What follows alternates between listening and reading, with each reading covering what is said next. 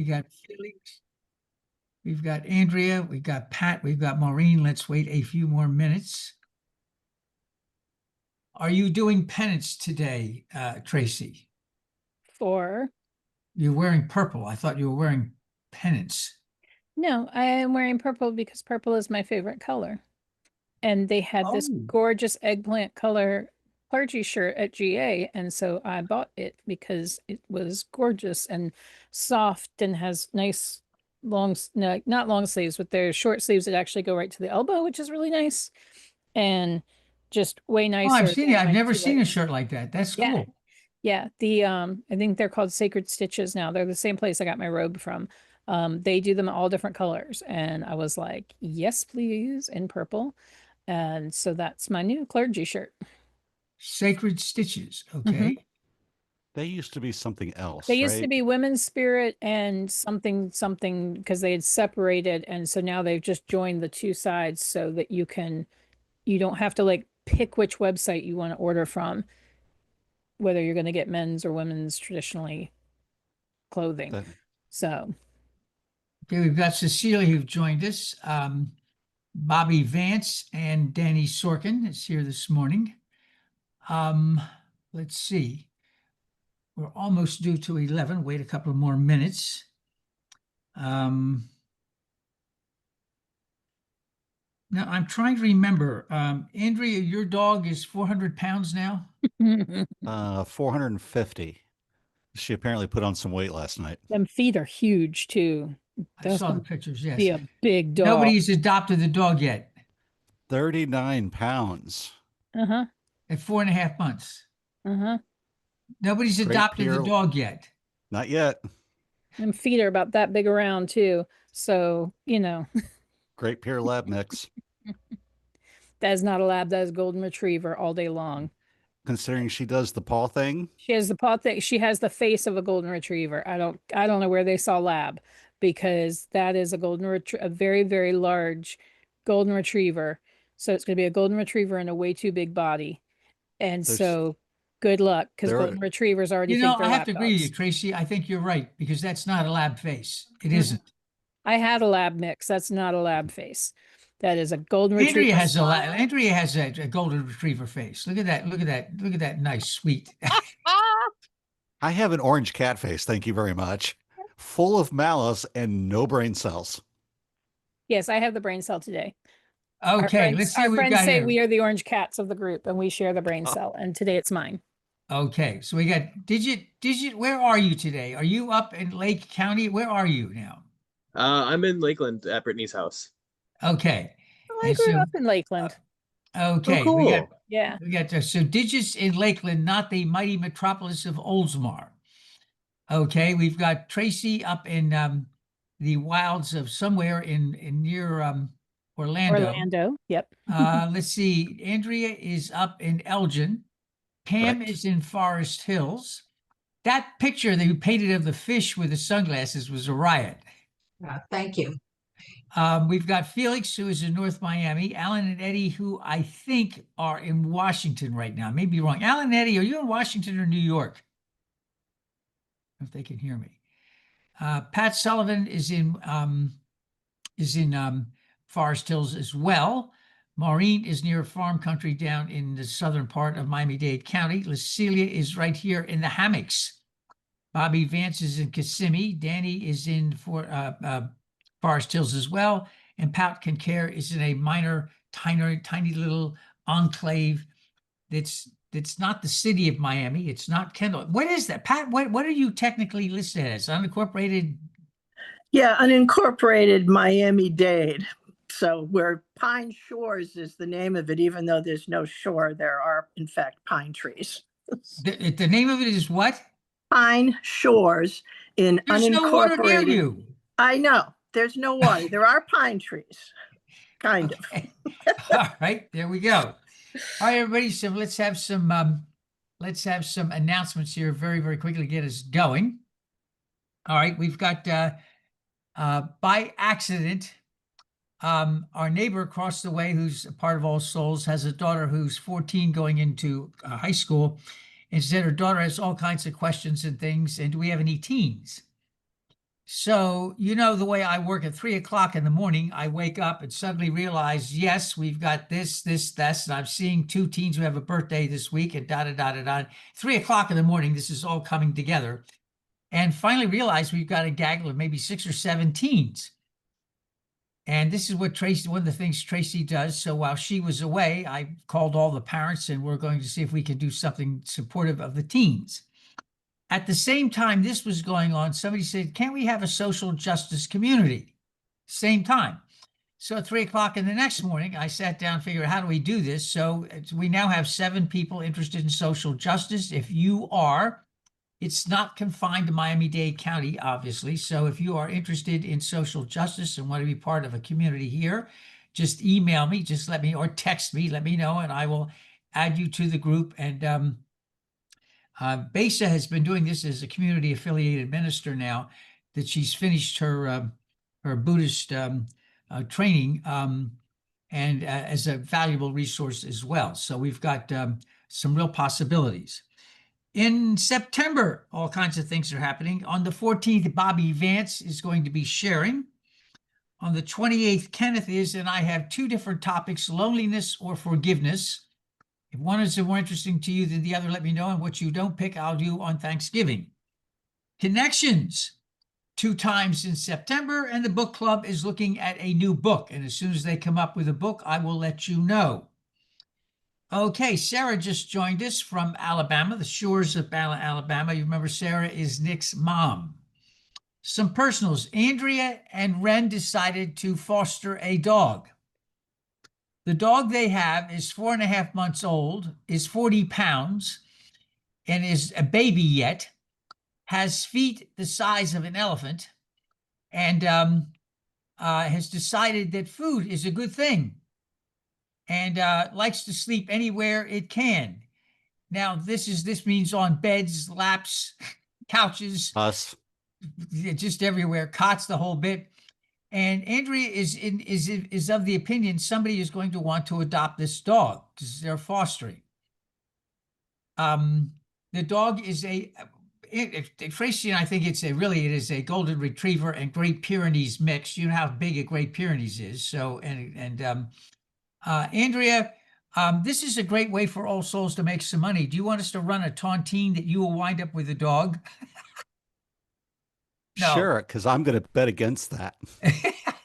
All right. I'm betting that it's going to be a foster fail, but that's just me. Foster fail means that Ren and Andrea wind up with a dog who eats more in one day than all the rest of us put together in a week. Moving right Correct. along. I was telling all of you that I was probably not going to teach this fall. They're cutting classes right and left still and letting the professors know after the fact that the class has been dropped. About a week ago, maybe it was no less than that. Tracie, 5 days ago, I had 11 and 16 students. Now I have 28 and 30. I am still recovering, and the class starts tomorrow. I am afraid to check the rosters. So it just shows to go that things are very, very strange. All right, on that note, let us again greet one another and remind ourselves we have a time for lighting a memorial candle. It is still 2 things with us, along with a bunch of other things in the world. It is official now. What is happening in Gaza is a man-made famine. I need to point out that the overwhelming number of Jewish people and clergy in this country are against this completely. When we mention Israel, it is absolutely essential to divorce Israel's right-wing politics from Jewish beliefs in this country. We need to remember that. The overwhelming number of Jewish observant and non-observant people in this country are thoroughly against what's happening in Gaza and the settlers running amok in the West Bank. And you need to know that. Secondly, it appears that the Pentagon, and I'm not sure how this works, has forbidden Ukraine to strike back in Russia, deep in Russia, as it tries to guard itself. I don't know where we light the candle first. Obviously, for the Gaza Strip and the West Bank, but Ukraine, um, we keep them close. And we welcome Chris Diaz this morning too. Before we go any further, and Nick just joined us. And Nick, your mom is with us this morning too, as you see down there. We light the candle then, remembering tragedy, remembering man-made famine, human beings against other humans, starving and outraged, accepted violence against innocents in the West Bank. It is a dark, dark week and month and year, and we light the candle. We hold these people close. With that, our introit from Rising Appalachia. I, you, us, them, those people. Wouldn't it be lovely if one could live in a constant state of we? Some of the most commonplace words are the biggest dividers. They?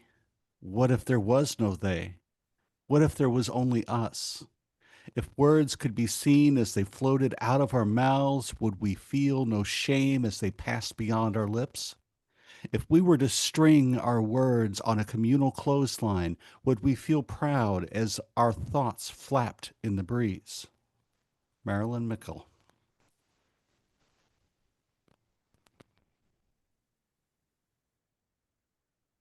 If you would join me in a spirit of prayer and meditation as you are able for the recitation of the morning prayer. We are Unitarian Universalists with minds that think, hearts that love, and hands that are ready to serve. Together we care for our earth and work for friendship and peace in the world. Aisha Hauser and Susan Lawrence.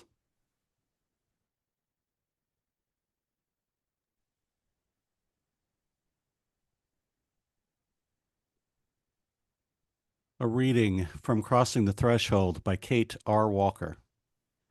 In Between. Two trapeze artists meet mid-swing for the catch. In between, liminal, that space where we wait. Between moments, events, results, action, no action. To stand on the threshold, waiting for something to end and something new to arrive. A pause in the rumble of time. Awareness now claims us, alert, a shadow of something different. In between the invitation and acceptance, in between symptom and diagnosis, in between send and receipt of inquiry and question, in between love given and love received, liminality, a letting go, entering into confusion, ambiguity, and disorientation. A ritual begins. Pause.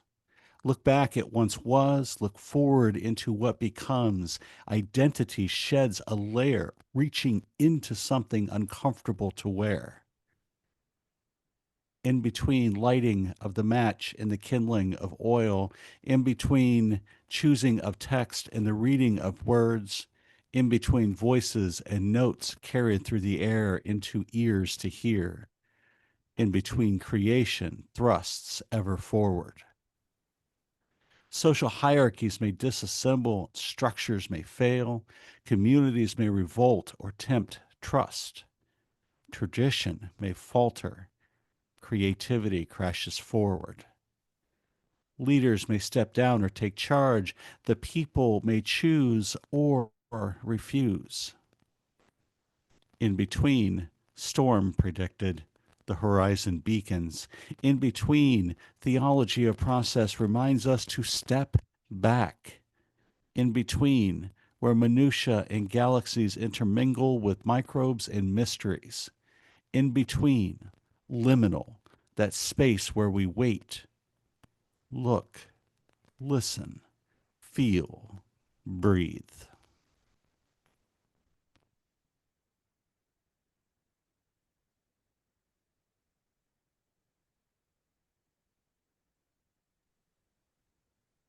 A responsive reading today If you would join me on the lines marked congregation, they are in italics. You are beloved and you are welcome here. Whether tears have fallen from your eyes in the past year or gleeful laughter has spilled out from your smiling mouth. You are beloved and you are welcome here.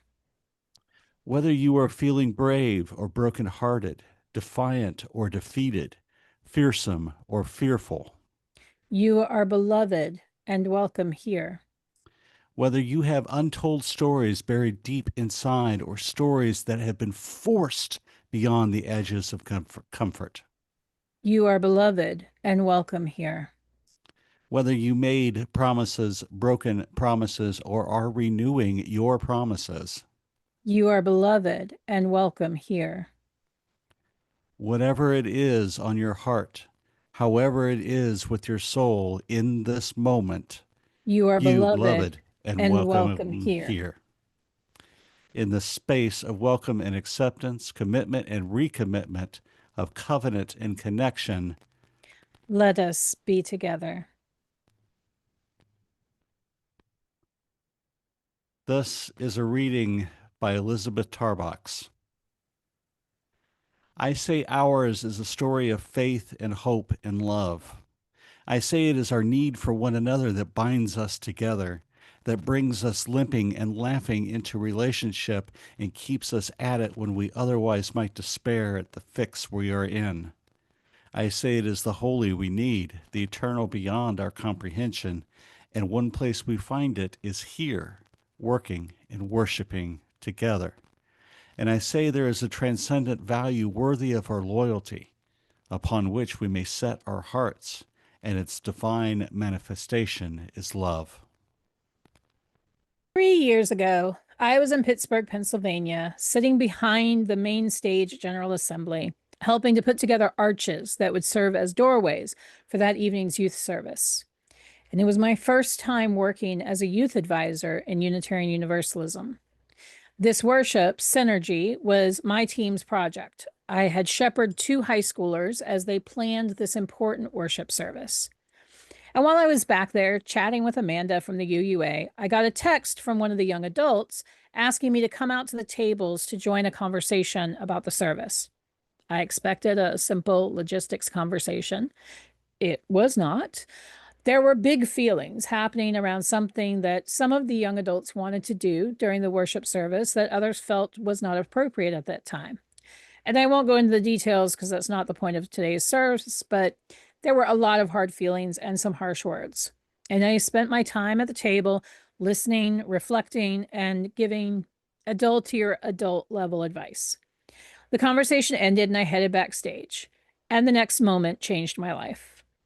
Amanda looked at me and said, "Hey, so I hear you are an amazing chaplain. How would you like to come to camp in Wyoming and serve as chaplain for our middle and high school youth?" I said, "Cool, when?" She said, "Next week." Friends, I had a moment because this was everything I felt called to do in my life. And I knew that the board at the congregation I served was already unhappy with how much I had traveled that year for both school and events like General Assembly. And I joke that I said yes because it was 10 days in July in Wyoming and that I offered to dig latrines to get out of Florida in July. A week and a half later, I was landing in Denver Airport about to embark on a great adventure. And I expected an easy week. Chaplain duties probably meant dealing with homesickness, or maybe some struggles with cabin mates, or maybe some stuff campers might be dealing with at home or school. No, so much no.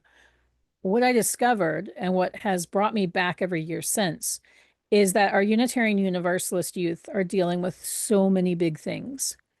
They're dealing with their gender identity and how their families are responding, both supportive and not. They're dealing with figuring out how to survive when the country is outlawing their very existence. They're dealing with deciding if the faith they have been raised in is being reflected in the adult congregation. After 3 years of serving as a chaplain, I felt it was time to share with you all what I have learned from these campers. Not just campers, these youth and young adults are the heartbeat of our faith, not the future, the now, the present. the way we survive or don't. As was mentioned in the order of service and in the chat, all the songs that we're hearing today are songs the campers sing around the campfire for worship and afterwards. The readings are from this year's camp. Our campers and counselors source the readings, and I chose them because I wanted you to get a taste of what amazing worship they design when they're given that freedom. Now, perhaps like me, your church camp experience was not UU. I will admit I had a very big learning curve my first year. My camp experience as a teenager was in the Assemblies of God, which was so very different. So what happens during a Unitarian Universalist youth camp? Well, we start our day together in front of the dining hall where a meal blessing is shared by either a chaplain or a camper. We eat, the staff team has a meeting, and then we transition to what is called Spirit Circle. This is the time for the fun camp songs, the energizers, not my favorite part because I am not fully awake yet, and then announcements. Then we split up into workshops, with some groups doing a service project during that time for the campground. Workshops are always related to our theme for the week, and this year the theme was pluralism. So we had options like pluralism cake, hiking, jam band, sand mandalas, mindful movement, fire building and safety, and improv.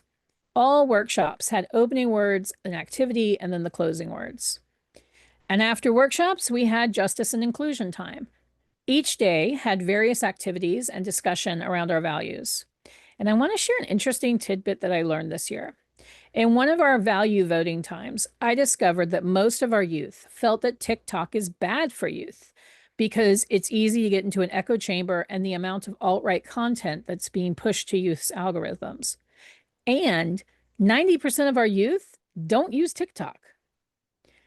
Another powerful moment was when we had youth write down their identities and the societal pressures they deal with because of it. We dealt with race, gender identity, and about our faith. For many of our youth, when it comes to gender identity, they feel immense pressure to fit into the gender stereotypes, regardless of where they are on the gender spectrum. Justice and inclusion time leads into lunch with another meal blessing, and then it's off to rest ministry. Now, rest ministry is an hour of quiet time in their cabins being monitored by leadership, the 25 and up staff, so that their counselors get an hour off. After rest ministry, it's time for activities. At Quest, the one in Wyoming, that meant basketball, gaga ball, friendship bracelet making, always a hit, reverse tie-dye, and sometimes a hike. At Camp Blue Boat, the main activity is swimming and boating, with crafts available as well. And these are the times I've had the best conversations with campers because we're just relaxed and hanging out. After activities, we go into spiritual practices. Some groups are tagged with planning worship during this time, and the rest of the campers get to do things like writing a prayer or blessing, a guided journaling activity, pluralism and tarot, nature meditations, and building nature altars. I got to lead the prayer writing at Quest, and let me tell you, these kids... One of our rising sixth graders, Eben, wrote the following and shared it as a meal blessing the next day. Remember, rising sixth grader. We all came here from somewhere. We came from far away. We came from just down the road. We came from Colorado, Utah, Kansas. We came from the cities, mountains, towns. Even if we all come from different places around the state, country, even globe, when we all come together to one worship, meal, camp, it is truly magical. Every one of us, let this food bless all of us and our time here at camp. Wow. I cried, legit cried. After spiritual practices, we have gaggle groups, which are basically small group ministry. These are not cabin groups, we mix them up. And gaggle groups have a chalice lighting, a check-in with questions, an activity, and a closing. And these groups get deep fast. Each gaggle group is responsible for participating in the service project, either an activity or postcard writing, and planning a worship. My gaggle group at Quest had the final worship. One of my high schoolers, Maddie, wrote the following to share. When you look up, you can see stars, hundreds of stars, twinkling long into the night. When the clouds come, they cover them up, but that doesn't mean they're gone. You might not see them, but they're there. Millions of stars way up there. Stars come and go, just like friends. We leave this camp, but never forget it. We make friends who will leave when the week is done, but we will never forget them. Every year we come back. We meet old friends and make new ones. But every year we come back again, just like the stars in the clouds. Friends are here for you, even when you can't see them. At Camp Blue Boat, my gaggle was responsible for the Tuesday morning worship. The group decided to do it at the beach. They planned for everyone to pick up a rock that was unique like them. Then one of our new campers, Fiona, wrote the reflection. She had them look at the rock, recognize its uniqueness, and recognize that everyone has a unique rock. She then invited them to come to the water's edge and throw their rocks into the lake, watching the ripples and how they interact with one another. It was really powerful, and everyone was talking about the service for the rest of the week. Back to our schedule. After gaggle groups is dinner, and you guessed it, another blessing. Then we have some type of evening activity with worship either before or after, depending on the activity. And usually after worship, if it's the last thing we're doing, you'll find the high schoolers hanging out and spontaneously leading songs around the campfire. And then it is the most glorious time for me, bedtime. So very different than what you may have experienced as a youth. Definitely different than what I experienced. And I tell you all of that to say this. Our Unitarian Universalist youth know our faith. They know what it means to be a pluralistic faith, especially after the week at camp. They know how to support one another.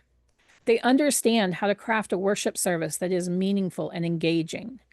They understand our values and believe strongly in them. And they know what injustice looks like, and it makes them really angry. And after talking with some of our young adult counselors, they know what's lacking in their congregations, but they feel powerless to change it. In the 3 years I've served at Quest, I've watched a handful of youth transition to being adults. I've been there for their bridging at camp. And I had my heart broken this year when these young adults went from checking in with their congregation name during staff training to simply responding, "Camp is my congregation." I want you to hear that. These are not youth who were just sometimes going to church. These are youth who were really engaged with their youth groups and congregations as teenagers. And once they bridge, once they move from high school to adulthood, once they no longer have youth spaces, they no longer feel that congregation is theirs. And I'm not talking about one or two either. It was 90% of our young adult staff said either camp or I don't really have a congregation anymore when asked to name their home congregation. Now, we know that our youth leave after they bridge. We've known for 20 years, as the Commission on Appraisal has repeatedly reported. And we've been comfortable saying, well, then when they get married and have kids, they come back to raise their kids here, so it's okay. Friends, they're not coming back. This generation that is moving into young adulthood, Generation Z, is not planning on having kids anytime soon, if at all. And they are yearning for community. And they're not finding it with us. Now, many of you know this has been my soapbox and has been for a while. This is what informed my doctor of ministry. I have shouted this from the rooftops. We should not be okay with our youth leaving as part of their journey into adulthood. During Camp Blue Boat, I sat and wrote postcards to voters with another staffer and a high schooler, Fiona, from my gaggle group. Somehow they got me on my soapbox and I began talking about it. And Fiona shared how things are in her congregation and how she really only attends youth group because the main congregation isn't feeding her in any meaningful way. She shared how some youth members wanted to join the board and the bylaws allowed for it, but they hit so many roadblocks by members who didn't think they should have a voice there. And I realized that may not have been the members' intention, but the impact felt by this high schooler was that her voice wasn't important. After we cleaned up and got ready to go on to our next thing, Fiona pulled me aside and said, "I appreciate what you shared with me. It made me realize that if I want things to change, I need to be there, even if they're not sure they want me. I'm going to start going to the main service more and make sure they know I'm there. Thank you." That was the 4th time I cried that week. So, what are my lessons from camp for you? 1, our youth are dealing with so much. The state of the world, their own identities, acceptance or lack of, even at home and in their church communities, School shootings, legislation that wants to erase them or their friends, and the knowledge that the world they are about to enter as adults is falling apart around them. 2, they know what it means to be a Unitarian Universalist in very deep ways. They know and deeply believe in our values of justice, equity, transformation, pluralism, interdependence, and generosity. They know what it means to honor the inherent worth and dignity of every person. And in many cases, they are not seeing this in their congregations. 3, they want to be here. They want to be in communities where they can be themselves and be accepted and honored for that. They want to contribute. They want to be in and create safe and supportive and brave spaces to work out this faith and live into it. They want to invite their friends to our congregations, but they don't because they're not sure if it's safe enough for them. 4, they worship deeply. Not to a deity or a concept, but they consider community to be the thing of worth that needs to be lifted up. After 3 years of youth worship nightly at camp, I get it now. Their worships are deeply spiritual. They contemplate, they wish, they dream, they hold one another in love. They sing. My goodness, do they love to sing. We often have to kick the high schoolers out when it's time for them to go to their cabins. They would stay around the fire all night if they could, sitting in silence between songs, and then someone begins singing something and we all join in.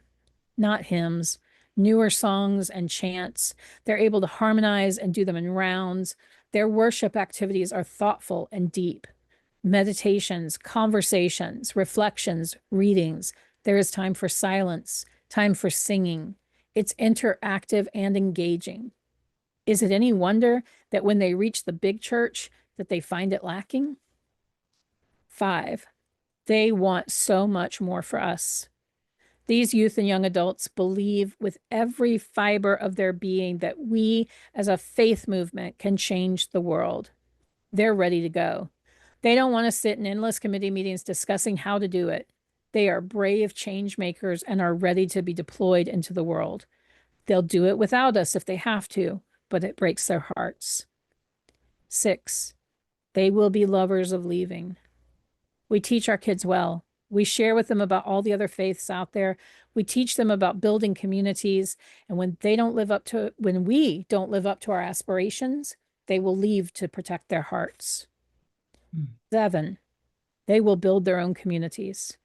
One of our counselors at Quest has said that he'd love to arrange for a young adult camp where they come up for a weekend or a week to the campground we use and help the camp manager do work. And they do the work for free in exchange for accommodations. This is the same young adult who told me that camp is his congregation because it's where he really gets to worship. Our young adults are organizing on their own. That may or may not be within our institutions. 8, they may not come back. Congregations who still call the young adults millennials are completely out of touch. That generation is in their 30s and 40s now. They are the last of the youth to return. Generation Z is our young adult generation. And due to the state of this world, they are choosing to delay or simply not have children. What will bring them back? And why are we okay with them leaving to begin with? 9, they are capable leaders, more than capable. One of the things I've learned about U.U youth spaces is that they are youth-led. Sure, there are adults to supervise and guide them, but everything at camp, and from what I hear, it's the same in the youth group, is led by the youth for the youth. Even in our various content teams for camp, the youth and young adults make the decisions. Other than the opening worship, which is designed by the Spirit team, which has young adults on it, all worship at camp is planned by youth. 10, we need them more than they need us. Unitarian Universalism, much like many other denominations, has an aging problem. As our adults get older, if our youth are not there to step into those roles, who will? I constantly hear from congregations that there aren't enough volunteers to fill all the roles. Our youth are here to tell us that there are other ways of doing the things we're doing that, spoiler alert, do not require endless committee meetings that happen in the middle of the day. Will we listen? I hope so. Friends, I wish each of you could have a UU youth camp experience, because if all adult UUs, especially those who came out of another tradition or came in with no church experience, could have this deeply connected and deeply spiritual experience, I believe it would change us. And by changing us, we could change the world. Let us not ignore the wisdom coming out of both Generation Z, our young adults, and Generation Alpha, our current youth, when it comes to our faith. Because if we do, it will be at our peril. May we be open to hearing from the heartbeat of our faith. May we be open to being truly welcoming as they transition from youth to young adulthood. And may we all be blessed by those connections. People are going to believe what they want to believe and worship the way they want to worship. Christianity has many, many ways of looking at Jesus, many ways of identifying who and what they think Jesus was and is.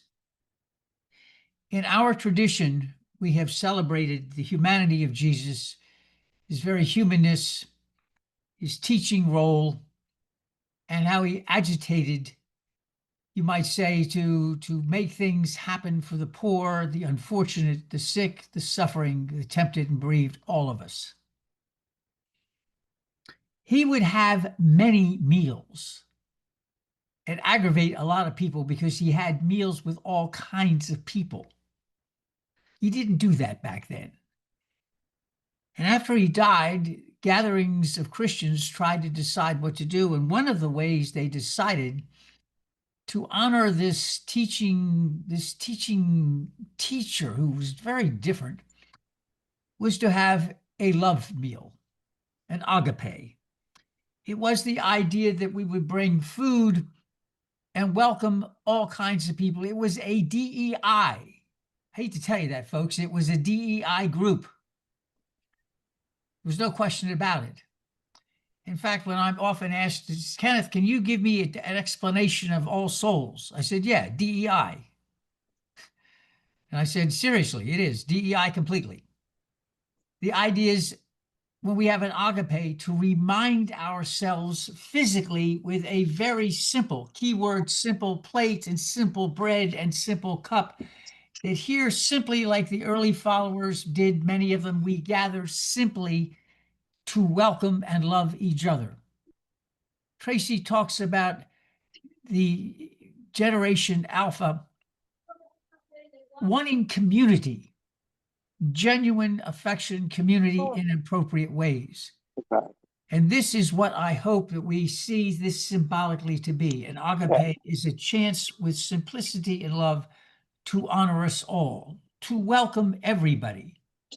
You are going to be welcome here, regardless of your race, your gender identity, whether you are somewhere on the divergent scale or not, whether you are of one belief or another, you're welcome here in a community that honors the diversity. The Chinese have a phrase I think you'll like for the agape, a unity of opposites. It's a very ancient Chinese phrase, a unity of opposites. You can have many ways, but you can still become one. The overriding value of love and respect and kindness, in this case, kind of grounded in Jesus' teachings. So having said that, we offer symbolically bread and cup. And if we were in person, some people would gather and take the bread and cup and take bread and dip it into the cup. And for others, this is not a ritual that still has much meaning. Do we leave everybody out? Absolutely not. At this point, everybody is asked to hold hands. The very, very, very, very ancient pre-hominid, even Neanderthals and Denisovians, and probably all the ghost groups did it as well. You hold hands. And what do we do for some spiritual guidance? A children's story. Some words from Winnie the Pooh. Read them with me together if you would.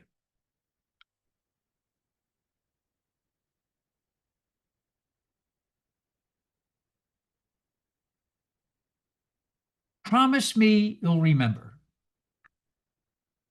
You are braver than you believe, stronger than you seem, and smarter than you think.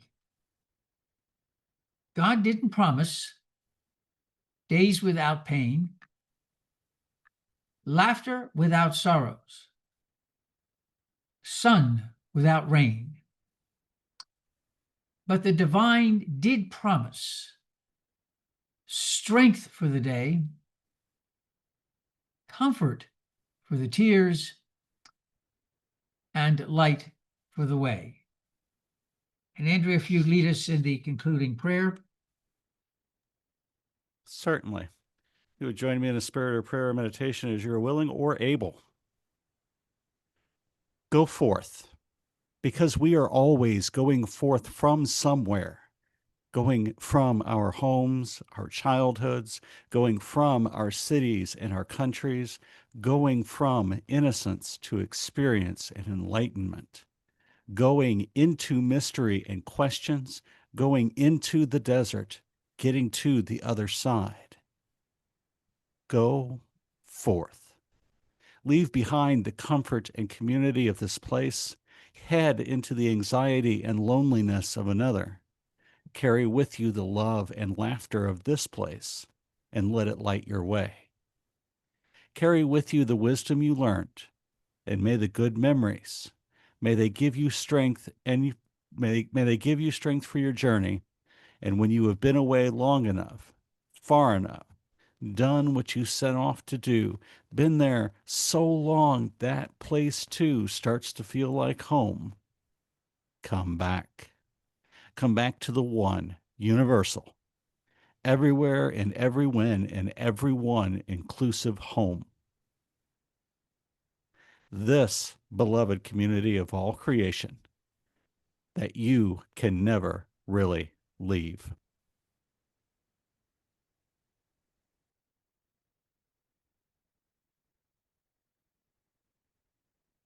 And now may the sun bring you new energy by day. May the moon softly restore you by night. May the rains wash away your worries. May the breezes blow new strength into your very being. May you walk gently through this world and know its beauty all the days of your life. May the words of the wise ones guide you. And may the blessings of the divine abide in you and me all of our days. And as Andrea would say, Amen, Ashe, blessed be. May it be so, and may we be the ones who make it so. Amen. Well, thank you so much for being here. I teach 18 and 19 years old, and I've been doing it for decades, it seems. And I cannot thank Tracie enough for sharing with us what she shared today. I think you'll get a kick out of this. I say to my students, do you always get, these are the best years of your life from older people, and you're thinking, my life is terrible. I'm lonely, I'm upset, I can't find relationships, I don't get along with my parents, I'm ready to stick a sibling in the microwave, and this is the best years of my life? You can't be serious. This is it? And the class roars. Thank you for making us aware. And hopefully we can begin to engage our teens. And Tracie did say to me, if anybody is bridging, are they welcome here, Kenneth? Are they welcome here? I said, the door is wide open. Wide, wide open. And I have begun, inviting those young adults that I know from camp who don't have a congregation to come here if they are able to be here. Some of them are West Coast people, so it's a little rough to be here in person, but I have been passing on the information, so. Okay. Well, we bless everybody. Andrea, thank you for reading today. Thank you, Grimmy, for being up in Lakeland. Tracie from being out in Orlando, Felix in North Miami, Maureen down near farm country, Pat in New York, Alan and Eddie, I think, are in Washington. Pam is in New York. Nick is in opposite the airport. Cecilia's in the hammocks. Bobby Vance is in Kissimmee. Danny is in New York as well. Pack and Care is in a place known as the Shores, and there's no water for miles. Nikki Lindquist is a hoot. I need to tell you about Nikki sometime. That's all I'll say. She is a hoot. Sarah is Nick's mom, and she's living on the shores in Alabama. Chris Diaz is our resident polymath. I mean, the guy speaks like 20 languages and knows histories. He's unbelievable. Cindy and Larry Dietz, you know Cindy and Larry very, very, very well. They are now continuing to survive 1 month of taking care, the two of them, of an 11-year-old going on 20 and a 15-year-old. They're still, how they did that I have no idea. And Christine and John from Port Orange. So blessings to you all. Bobby Vance is with us on the 14th of September. We've got Connections Book Club. And remember, we are diverse, we are inclusive, and we welcome everybody. It's the way it is. Blessings and peace, everybody. Bye-bye now. Bye-bye. Good week, everyone. Bye. Bye-bye. Have a great week. Bye. Bye. Beautiful service. Thank you. Thank you.